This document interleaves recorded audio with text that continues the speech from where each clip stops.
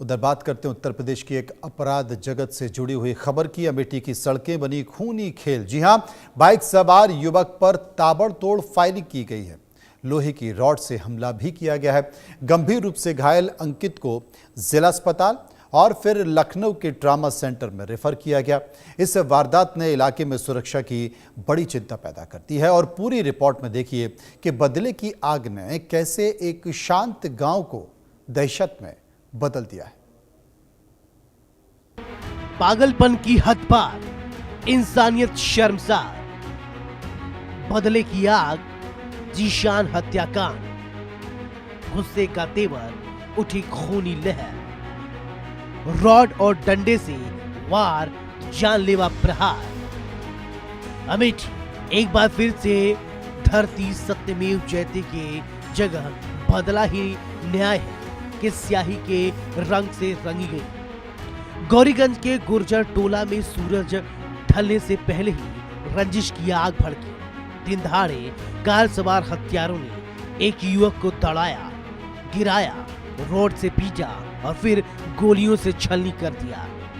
ये सिर्फ एक वारदात नहीं, बल्कि पिछले साल के खून की वो कहानी है जिसने जेल की दीवारों के पार भी अपने शिकार को नहीं बख्शा।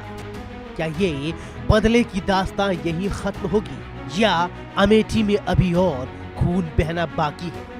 जनपद अमेठी के मुख्यालय गौरीगंज कोतवाली क्षेत्र के अंतर्गत गुर्जर टोला गांव में उस समय अफरा तफरी मच गई जब अज्ञात कार सवार बदमाशों ने दिन दहाड़े एक युवक पर जानलेवा हमला कर दिया। जानकारी के मुताबिक बाइक से घर लौट रहे युवक को पहले कार से जोरदार टक्कर मारी गई। उसके बाद बदमाशों ने उतरकर ताबड़तोड़ फायरिंग शुरू कर दी। इस फायरिंग में युवक को 5 गोलियां लगी। 3 गोलियां युवक के पैर पे और 1 गोली उसके हाथ में धंस गई। गोलीबारी की आवाज से गांव में हड़कंप मच गया और लोग दहशत से अपने घरों में सिमट गए। घटना के तुरंत बाद परिजनों ने घायल युवक को जिले के गौरीगंज जिला अस्पताल में भर्ती कराया, जहां उसकी गंभीर हालत को देखते हुए डॉक्टरों ने उसे ट्रामा सेंटर लखनऊ रेफर कर दिया। सूचना मिलते ही गौरीगंज कोतवाली पुलिस मौके पर पहुंची और घटनास्थल का निरीक्षण कर पूरे मामले की जानकारी पुलिस अधीक्षक अपर्णा रजत कौशिक को दी। एसपी अमेठी ने मौके पर पहुंचकर फोरेंसिक टीम के साथ साक्ष्य एकत्र करवाए और हमलावरों की जल्द गिरफ्तारी के लिए 3 विशेष टीमें गठित कर दी। पुलिस कई बिंदुओं पर जांच करते हुए बदमाशों की तलाश तेज कर दी है।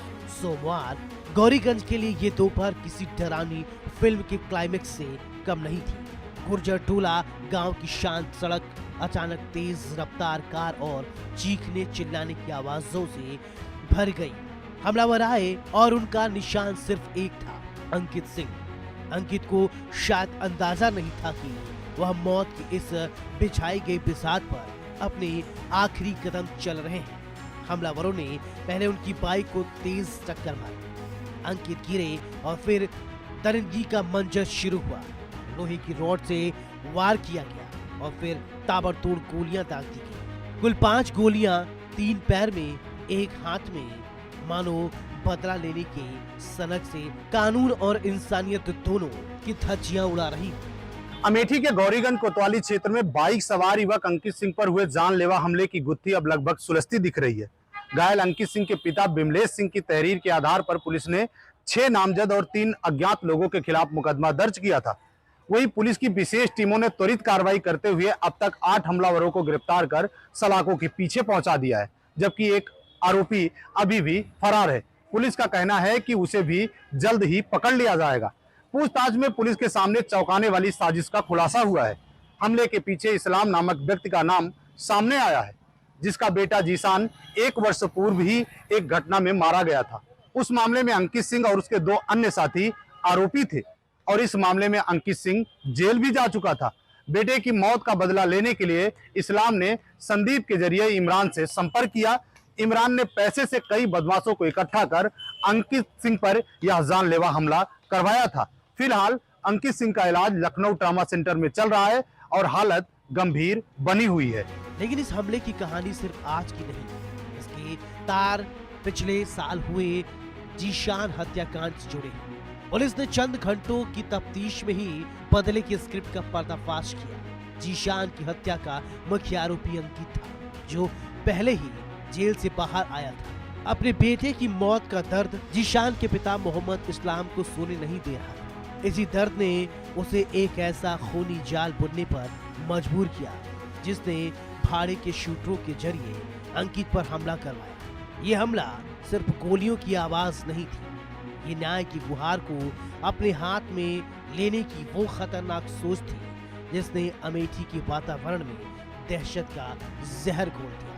अमेठी की इस घटना ने एक बार फिर साबित कर दिया कि बदले की आग इंसान को अंधा कर देती है।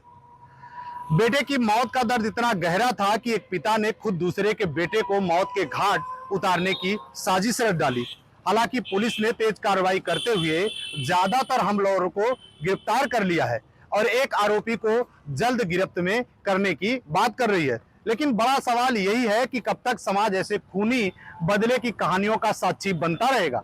जरूरत है कि कानून का भय और सामाजिक चेतना दोनों एक साथ काम करे ताकि ऐसी वारदातें दोबारा ना दोहराई जाएं। पुलिस ने तेजी दिखाई तो 8 गुनहगारों को दबोच लिया, लेकिन एक आरोपी अब भी कानून की गिरफ्त से बाहर है। पुलिस उसे जल्द पकड़ने का दावा कर रही है।